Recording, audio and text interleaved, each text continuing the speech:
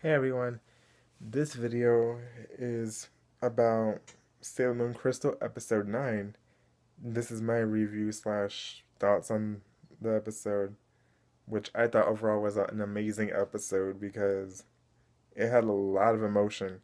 And Kotono Mitsuishi, well, we all know she's amazing. I mean, she voiced Usagi Tsukino, Sailor Moon, in the original 90s anime, that was made like over 20 years ago, and she still hasn't lost her touch. She still sounds the same. What I mean is, she can still pull off the voice the same. She's like 46 now, and she still sounds amazing, like she's 14. And she's always been able to capture that emotion of Usagi well, even though the 90s anime was played off very lightheartedly compared to this. I mean, we see emotion to the extreme here, and she did it perfectly. I don't think anyone else could ever pull it off. You know, that voice is Sailor Moon, and that's not to say that any of the actresses that voiced her in the past or in the present are bad, but to know that this is the original lady that voiced her before in Japan and voicing her again in this series, she brought it to a whole new level. Be, um, First off, the episode starts off, with Tuxedo Mask getting attacked, where it ended in episode 8.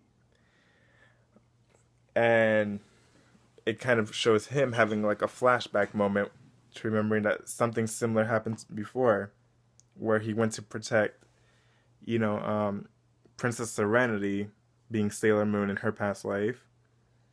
And he got attacked very much in the same way. Um, where it was at the last minute, she was about to get attacked and he jumped right in front of her. However, he got stabbed to death, as we saw in the flashback, when it was Sailor Moon's turn to show her flashback. um, but the way he got attacked here kind of pays homage to the 90s anime, because he got attacked by a green energy of light. Him and Prince Endymion and Princess Serenity in the old anime series, the way they got killed was they got killed together by a green energy blast from Queen Metalia. And but that anime made up its own story, so things played out very differently in the 90s anime compared to the manga. This follows more in line with the manga, which I'll go deeper into as I get through this video. Now, you know, he starts to regain his memories, realize that he was Prince Endymion, and that he was reborn as Mamoru Chiba, in order to meet Usagi, Princess Serenity, once again. So that this time they actually have a chance to be together. But just as he remembers, he passes out. And then the theme song plays, and then when we get back, everyone's in shock over what just happened. Especially, Usagi, Sailor Moon, because she loves him. So, she starts to cry out no, like screaming and all that. But the whole event itself just it triggered her memories to come back as Princess Serenity, and it triggered her awakening as Princess Serenity. And in the last episode, we learned Princess, like Serenity, Sailor Venus was pretending to be her to protect the true princess, which was Sailor Moon. So since the seal of memory broke, the crescent moon symbol appears on Sailor Moon's forehead, and Sailor Venus's crescent moon turns into her Venus symbol finally, and she gets her tiara.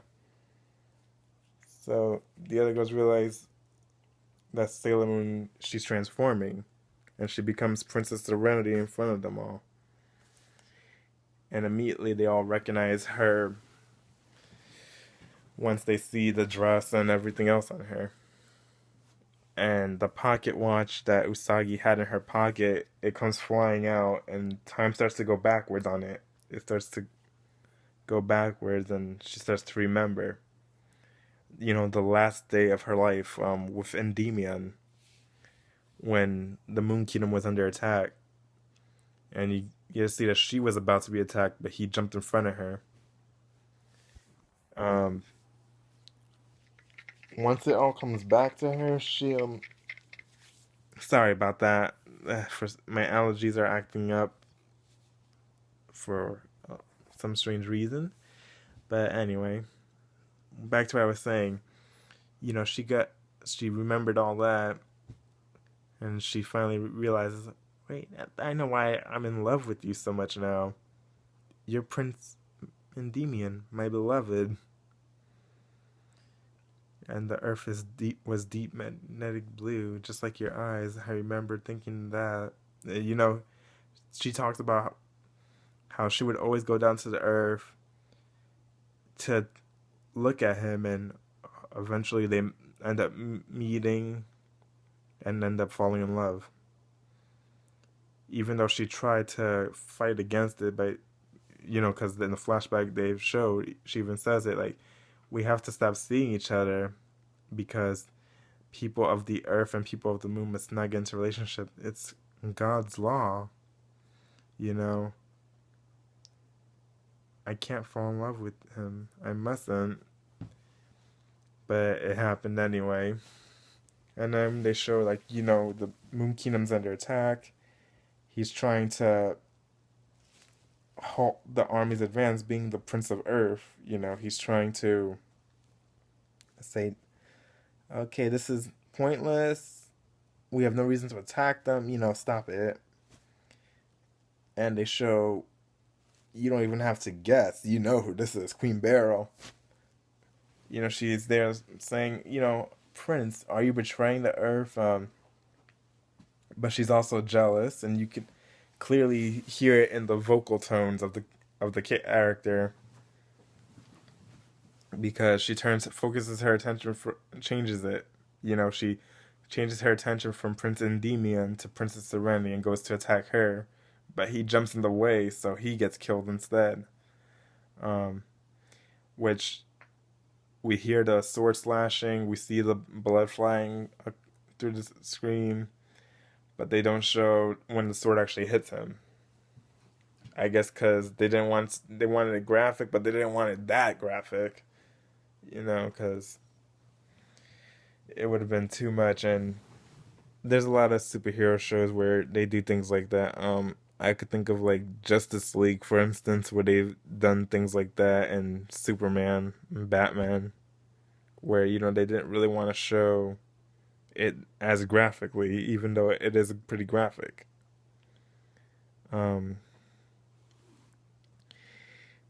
But yes, once she remembered that, you know, she starts to cry, and she says, you know, must this be our cruel fate, you know, to relive this tragic event over and over again in every life? I mean, we finally found each other, and you're the only one I really love, like the only one that I can say I truly love. So, you know, at this point, you know, she says something she's never been able to say, because in her previous life as the Princess Serenity, you know, it was a forbidden relationship. But now that she's a normal girl on Earth, it's not so forbidden anymore. You know, she's allowed to fall in love. She's allowed to be with him this time. It's not like before. But it's still depressing to see how it happened, that, you know, he died defending her, and it affected her so much, and she was crying this whole episode, really, especially when he got taken away. Like, I felt the emotion. Like, if you're new to a series, you have to actually watch, you know, from the beginning, from the episode 1, to see how it builds up to this. But this is all in line with the manga, and this is also a reason that the other girls haven't really been getting characterized as much, because a lot of their personality from the past has to do with their personalities now in the present, you know, because they're still essentially the same people, but I guess they're trying to take away that whole predictability thing by making it um I guess it's still very predictable, but trying to lessen how predictable it's going to be. Because if we know more or less everything about them before they know about their past lives, then we can more or less predict how they would react to certain situations. But and of course, the fans of Sailor Moon, as fans, if fans ever end up watching this video, you know what I'm talking about because we all know how these characters would react to one another. But to people that are just getting into this, it's way different. So Usagi, she is she's feeling very emotional because she had to remember a whole lot in just like within a few hours. Um, Probably a few. I'm sorry, I had a mental block there, but I was gonna say, I'm guessing that's how much time passed for her. Meanwhile, it was only like a few minutes for us in the episode. But this is only the first half. The silver crystal comes out, everyone sees it, and Queen Barrow thinks that the silver crystal went into Tuxedo Mask's body when Princess Serenity's strong love for Endymion drew out the essence of it and put it in his body, basically trying to keep him alive, to heal him. So the silver crystal, she has it, but the power of it she put inside the Endymion. So Tuxedo Mask has the power. So, in other words, Queen Beryl does have the silver crystal, but she has half of it. She has the power, but it's no good without the physical crystal. um, but after he gets taken away, Princess Serenity screams, "Mamo-chan!" Like she's screaming in agony, basically. um, but that's the first half. The second half of this episode, they go back to the base. She gets to cry a bit, and we see that Artemis tells all the other girls pretty much that they were in battle while Princess Serenity was being defended by Prince Endymion, and he tried to stop everything from happening. And that he was apologizing for himself and Minako, that the only reason they lied to everyone was to protect the princess and the silver crystal. So that the enemy wouldn't find out where it really was, because they already knew everything pretty much. Artemis never blocked his memories, as we learned in the previous episode. So he already knew the whole story, and he told Minako the story.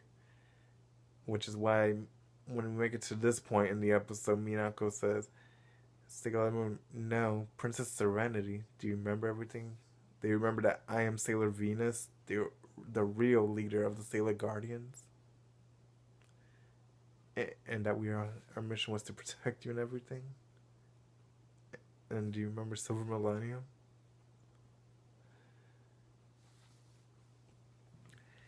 So, they hear the story and they begin to wonder why the tragedy is repeating itself again, because at this point, they still haven't got all their memories back. They got back half of them. So they still got a little more to go. And, they show the Dark Kingdom trying to figure out where's the Silver Crystal. It has to be in his body somewhere. But remember, he only had the power drawn into him, Tuxedo Mask, I mean. So they don't realize that they have the essence of it. They don't have the physical part of it. And at this point, all the four generals, the Shiteno, they start to regain their memories, bits and pieces. We don't see any flashbacks or anything, but they hint at it by saying that they feel like they knew Tuxedo Mask a long time ago. So, that tells you that something's going on right there that they're just now realizing. even though they played off as like, oh no, it's nothing. It's just our mind playing tricks on us.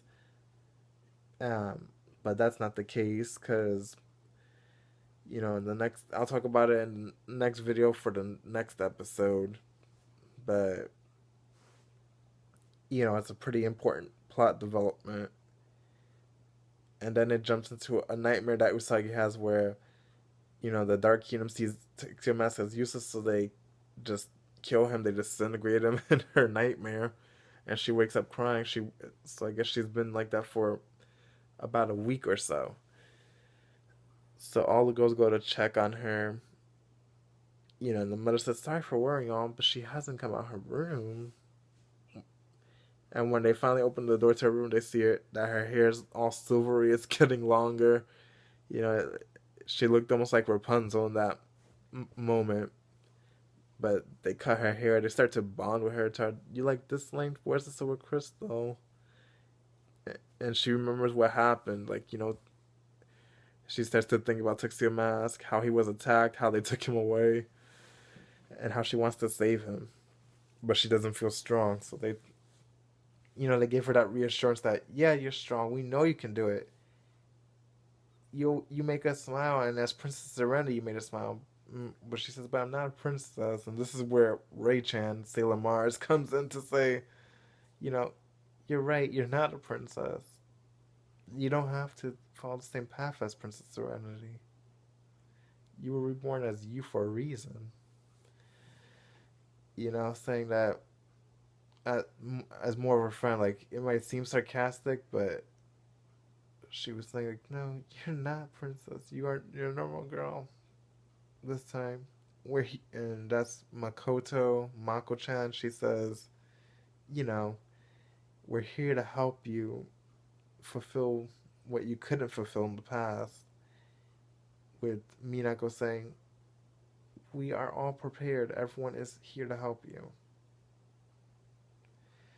And Usagi, she starts to cry. She thanks everyone, but she says, but I still don't know what to do. And Luna makes the suggestion of going to the moon. So, with that in mind, Usagi gets that determination that she needs. Let's all go to the moon. I won't be a tragic princess anymore. I remember being happy with everyone, finding love and everything. I won't let anyone take away my happiness. So it was kind of touched. This episode was very, emotional, was touching. But that's to be expected because this is a battle that they all got to go into. It's not just like it's just one person going into battle. It's all of them. And hopefully it turns out good. But the artwork, I give it a 10 out of 10 because it was amazing. And I could excuse little mistakes here and there because it was so beautiful. The plot development, a 10 out of 10 because we got a lot of information in this episode. The characterization, I say maybe an 8 out of 10 because we got a lot of characterization for the most part for Usagi as well as the girls. But they're still holding it back because it's really important at this point in the story for the next episode when on the moon, because it shows us more or less how they were all living, how they would have reacted to Princess Serenity sneaking away from the Moon Kingdom to go see Prince Endymion and all of that. But anyway, comment, rate, do whatever. Have a nice day, y'all.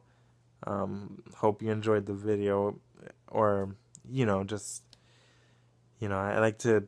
This is my way of getting my thoughts out there, how I feel about the series, and well, I'll talk about the rest in the next episode. Bye.